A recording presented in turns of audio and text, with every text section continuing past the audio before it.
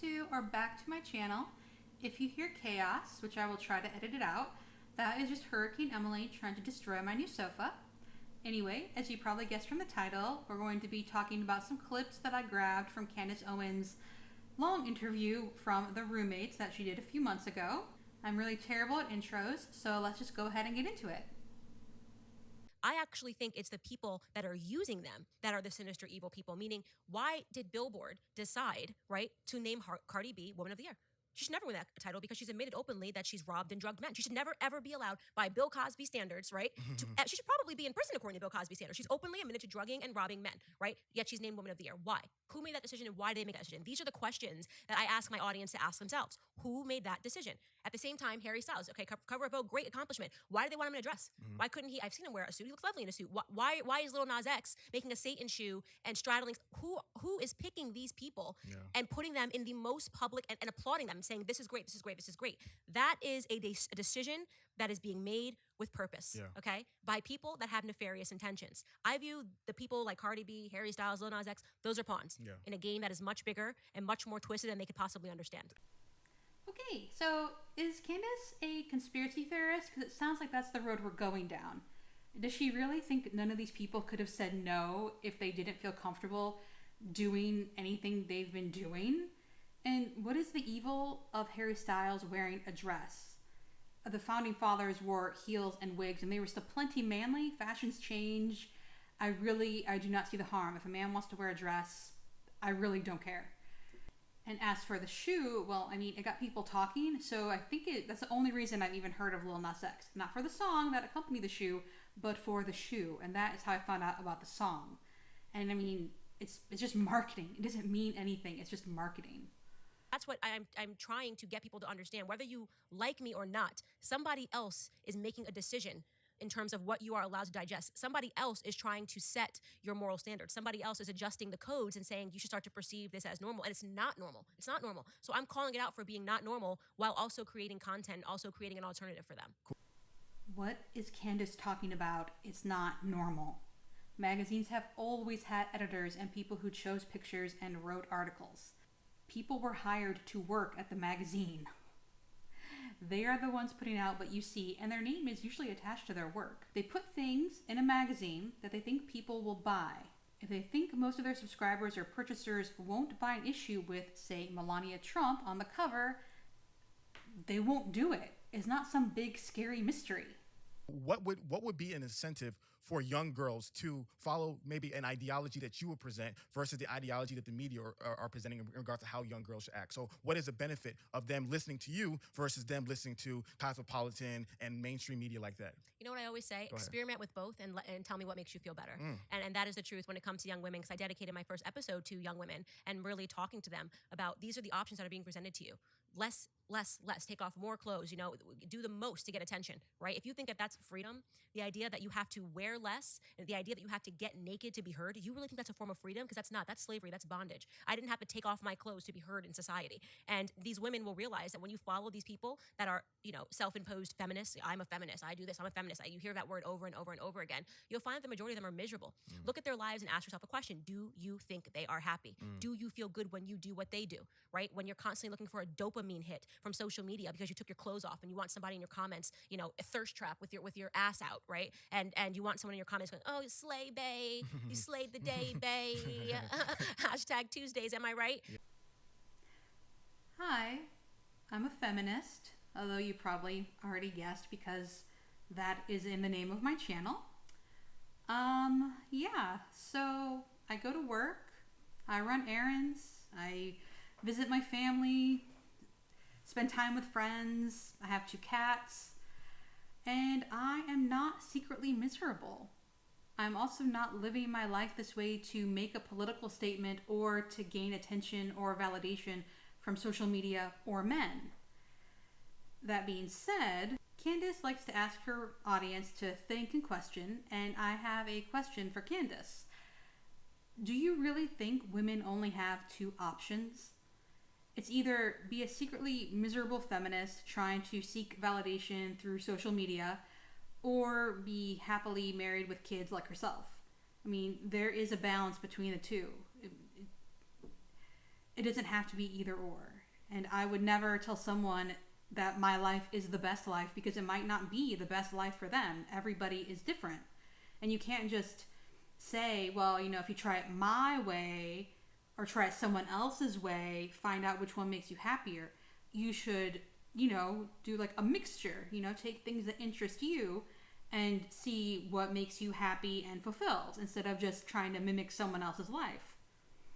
Was that a rant? I feel like that was a bit of a rant. Anyway, rant over. Back to Candace. You learn feminism in school, right? You learn feminism. I had to actively learn it. And for clarification, how do you define feminism? I can tell you how they define it and what it actually is, right? So feminism in school, when you learn it, is you're just fighting against the patriarchy, and you're supposed to see the patriarchy everywhere. It's the same way that critical race theory and race is being taught. The idea is they're not actually teaching you anything but how to hate white people when you're learning about race in school. And when you are learning about feminism, they're not actually teaching you anything other than how to hate men and to see the patriarchy and men putting you down everywhere, right? So when you have that form of psychological conditioning taking place in the school system, you're producing women that see the patriarchy everywhere. It becomes like a paranoia, right? Oh my God, I've been asked me to make a sandwich. Oh my God, I can make a sandwich, and then that's it, I'm trapped. And they're actually not realizing that there actually was an incentive behind you even being taught that. You've never actually lived the life of making a husband a sandwich, and they think that's going to send you back, and suddenly you're going to lose your voting rights, and you're not going to be able to go get work. There was a time when there was a need for feminism, first wave feminism, right? But first wave feminists would want nothing to do with third wave feminists, which is where we're at today, right? Women that think that actually first wave feminists, you could argue, envied men, right? They wanted to be able to go to work. They wanted to have that option to be something outside of the home, right? Now we have that option, and we're being told the exact opposite, which is that if everything in the home is bad. So please let me know if you were taught feminism and how to hate white people in school, because I definitely was not. What class taught that? I have a feeling it was English class. It was English, wasn't it? So I like how Candace gives all the credit to first wave feminism, which was good and needed so women could have the vote, but they completely skipped the second wave, which is why Candace gets to have an infant, all her jobs, and her own bank account. A self-perpetuating problem, meaning that there are crappy men in the world, right? But men are crappy because we've created a system where manhood has become obsolete. You keep increasingly telling men more and more they can't matter. When I say, who are they being told that by? They're, like I said, there's more sinister implications here of why we're making manhood obsolete. When we're saying masculinity is wrong, this is backwards, you don't need a man. You can just have a baby without a man. You're starting to see that sort of programming happening with young women. When you're telling women to act like men, you should aspire to the things that men naturally might aspire to.